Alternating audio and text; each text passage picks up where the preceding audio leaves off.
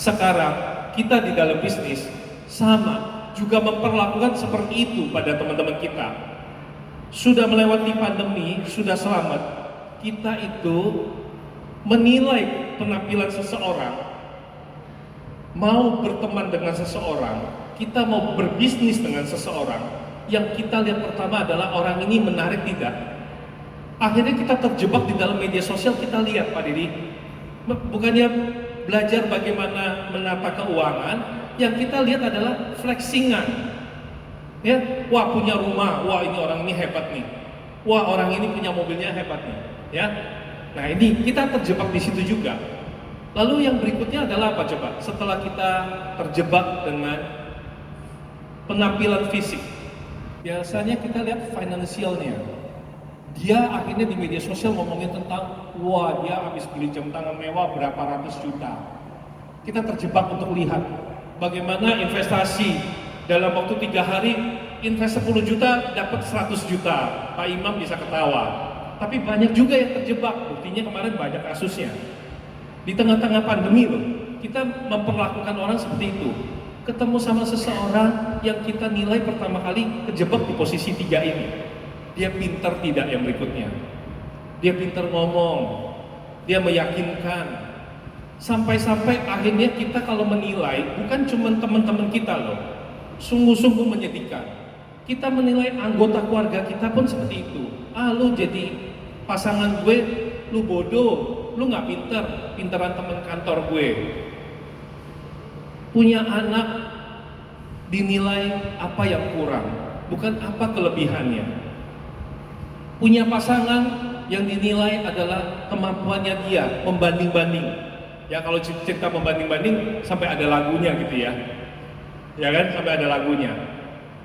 Tapi ada hal yang kadang-kadang di poin nomor 4 dan nomor 5, emosional dan spiritual ini yang gak dilakukan oleh kita. Emosional seperti apa sih Kotomi?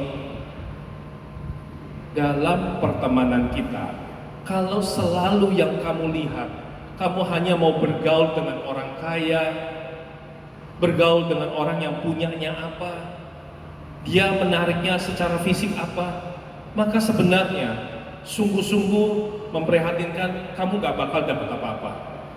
Kamu menginginkan apapun yang ada di luar, tapi kamu tidak pernah mengisi kebahagiaan yang di dalam. Kalau kita ingin berteman dengan seseorang, yang kita pikirkan adalah value apa yang saya bisa berikan ke dia, kontribusi apa yang saya bisa berikan ke dia. Saya kasih satu pemahaman sederhana. Teman-teman di sini, air laut aja, air itu dia kontribusi untuk memberikan minum kepada manusia. Pohon, dia bertumbuh, dia memberikan tempat kita berteduh, menjadi tempat kita untuk mendapatkan bayangan dia supaya kita bisa bersandar dengan adem. Lalu kemudian ada api pun menghangatkan kita. Artinya setiap elemen dan energi itu kontribusinya adalah untuk kesejahteraan manusia. Pertanyaan saya malam ini kepada teman-teman semua, kalau kita networking, kita berteman hanya untuk apa nih, kalau saya dengan Pak Dedi, apa yang saya bisa dapat dari Pak Dedi nih? Saya mau berteman sama dia kalau saya bisa cuan. Saya mau berteman dengan Pak Imam, saya kalau bisa ada untungnya. Saya jadi keren, saya bisa foto sama dia. Esensi sebagai manusianya apa? Gak ada satu value. Kalau kita mau bagaimana supaya meningkatkan income, menghadapi resesi, cara menghadapi resesi bukan udah nggak keburu. Kalau sekarang baru tiba-tiba baru mau kumpulin uang, baru sekarang mau kumpulin uang menghadapi resesi. Kotomi kasih tahu, nggak keburu. Karena apa? Kamu nggak tahu resesi itu berapa lama. Seperti pandemi, kita juga nggak tahu kan. Kita pikir berlangsung seminggu, tahu-taunya sebulan. Kita pikir sebulan, tahu-taunya sudah setahun, bahkan sampai 2 tahun. Dan banyak sekali orang-orang yang hilang dalam hidup kita. Kemarin ini karena pandemi, ada seorang ayah yang DM saya, Kotomi, karena saya hutang pinjol, saya pinjaman bank, saya udah nggak tahu saya harus bagaimana lagi, saya pengen bunuh diri aja. Saya tanya sama dia, kamu mau bunuh diri? Iya. Baiklah, oke, lakukan saja. Tapi sebelum dia kaget gitu ya, hah? Kok tumben ya? Biasa kan kalau orang mau bunuh diri, dia kasih tahu kita, kita larang, ya setuju ya? Ini enggak, Pak Tommy bilang, ya udah silakan. Dia kaget, loh, kok Tommy mengizinkan? Saya bilang gini, kamu punya putri nggak? Punya. Saya izinkan kamu, kalau kamu mau bunuh diri, kamu boleh. Tapi tolong, sebelum kamu bunuh diri, kamu temui dulu putrimu, tidur kok. Ya, dalam tidurnya, kamu sayangi dia, kamu pamit sama dia.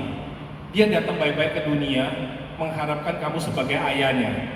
Tapi sayangnya, sekarang karena utang pinjol cuma 2 juta, 3 juta, kamu memutuskan bunuh diri. Ayah yang hebat bukanlah ayah yang super kaya, yang punya banyak harta. Ayah yang kaya, ayah yang hebat adalah ayah yang bisa menghantarkan putrinya menuju ke pelaminan untuk jodoh dia. Itu baru ayah yang hebat. Ayah yang hebat bukan punya mobil mewah, punya tabungan yang banyak. Tapi ayah yang hebat adalah ayah yang berani mengatasi kesulitan hidup ini untuk tetap bersama putrinya. Demikian juga kita. Kadang-kadang kita datang ke Kopdar, kita malu. Wah, saya nggak enak. The Consulting ini perusahaan hebat. Kalau dia ngundang, saya nggak datang deh. Saya minder. Saya kan 2 tahun pandemi, bisnis saya kolaps. Gimana saya mau bayar pajak, Pak Dini? Ya kan? Apa yang mau saya bayar? Saya bisnisnya aja udah ambruk. Saya mau ketemu Pak Imam, saya malu. Sekarang saya udah gak punya profesi. Saya bahkan udah jadi supir kendaraan transportasi umum. Saya malu. Gak perlu malu sama sekali. Keadaan yang di luar tidak pernah akan membuat kita jatuh. Yang menjatuhkan kita justru adalah mental kita sendiri.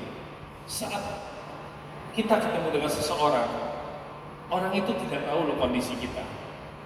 Orang itu tidak tahu kondisi kita. Yang perlu kita tunjukkan kepada situasi yang dipenuhi dengan rasa takut, resesi, dan ancaman bahaya ini adalah kita tegapkan badan kita, tegapkan badan kita. Penampilan tetap baik. Kalau bisa, ibaratnya semprot minyak wangi, tetap harus pakai minyak wangi. Bukan pas kamu kaya kamu pakai minyak wangi. No. Penampilan harus tetap rapi. Keadaan batin dan pikiran boleh lagi kusut, tapi penampilan kita harus tetap bagus. Lalu sambutlah rezeki yang di luar.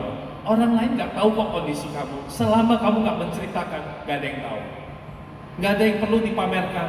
Mungkin Pak Deddy juga nggak suka dengan orang-orang yang memamerkan jam tangan mewah, memamerkan mobil kendaraan mewah. Mungkin dalam batin dia malah dia mikir, ini lu mau bayar pajaknya berapa ya Pak Roy ya? Ya kan? Jadi tanamlah benih kebaikan selagi masih ada kesempatan. Hari ini kalau kamu mau mempersiapkan diri menghadapi resesi dengan mengumpulkan segera uang sebanyak mungkin, nggak bakal keburu. Resesi, tidak ada resesi kalau kita punya sikap mau berteman dengan orang lain tanpa melabeling. Bukan tentang dia ganteng, cantik, kaya atau tidak, tapi kita punya ketulusan, value kita apa yang bisa kita kontribusikan. Kita punya kepintaran apa, kita bisa sumbang apa ke dia. Mungkin seperti Coach Humphrey yang sering mengadakan TikTok sharing ya, dia membuat orang lain tambah pintar, ini satu value. Kadang-kadang kita merasa bahwa, saya malu, saya ada yang kemarin share sama saya, Pak Tommy, saya malu punya anak cuma kerjaannya main game. Saya malu punya anak ABK. Saya bilang, apa yang memalukan? Anakmu bisa main game, artinya dia punya kepintaran digital, tinggal kamu arahkan. Ya bagaimana kalau misalnya saya punya anak ABK? Dia tidak bisa seperti anak lain. Apa yang harus disamakan dengan orang lain? Anak lahir di dunia adalah untuk mendapat kasih sayang kita. Adalah rezekinya kita dapat anak. Kita dapat kerjaan, kalau kerjaan itu hari ini masih ada, kita jalani dengan baik. Kalau kerjaan itu diambil, berarti ada pekerjaan lain yang sedang menanti. Demikian juga rezeki kita, bisnis kita hari ini mungkin lagi turun. Tapi kan kalau hubungan kita dengan orang lain tetap baik, kita punya satu kesempatan yang baru. Kalau selama sebelum kita menyambut resesi ini, kita perkuat networking ini, kita punya teman-teman yang banyak.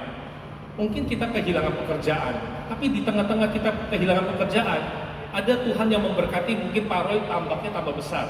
Nah, dia butuh tenaga kerja, itu bisa kita diingat sama dia bisa, ayo kamu bantu saya saja dulu. Jadi Pak Imam, konsepnya ya, kita menanam benih untuk menumbuhkan satu pohon yang kadang-kadang kita tidak pernah tahu.